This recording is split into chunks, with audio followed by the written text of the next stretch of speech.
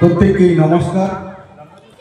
উপস্থিত হুমগড়বাসী, আজকের এই জেলার মধ্যে একটা নামকরা যে জায়গায় যে হুমগড় সার্বজনীন দুর্গোৎসব পূজা পৌঁছেছে, তারই খুঁটি পূজার উদ্বোধন অনুষ্ঠান আজকে। এমন একটি দিন, যে দিনটি আমাদের স্বাধীনতার ৭৯তম বর্ষ আমরা পদার্পণ করেছি সকাল থেকে বিভিন্ন অনুষ্ঠানের মধ্য দিয়ে।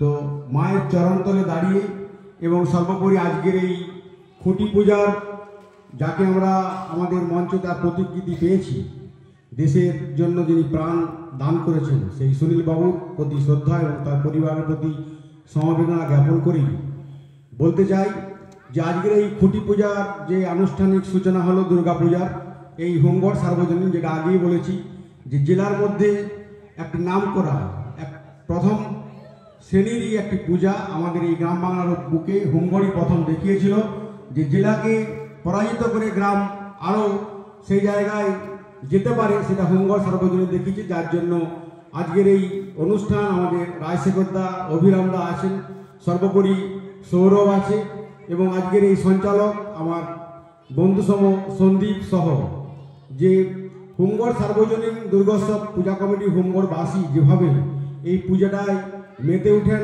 মানুষজনকে সঙ্গে নিয়ে, আগামী দিন এই পূজা আরও বৃহৎ আকারে আরও বড় জায়গায় যাক। জেলার তো প্রথম আছেই, রাজ্যের বুকেও হুমগড় একটা নাম করে আসুক আগামী দিন, এই কামনা করছি। এবং সর্বোপরি আজকের এই বিশেষ দিনে যে নৃত্যানুষ্ঠান, সঙ্গীতানুষ্ঠান চলছে, তারই মাঝে এই ছোট্ট ক্ষুদ্র বক্তব্য খুব একটা ভালো লাগবে না।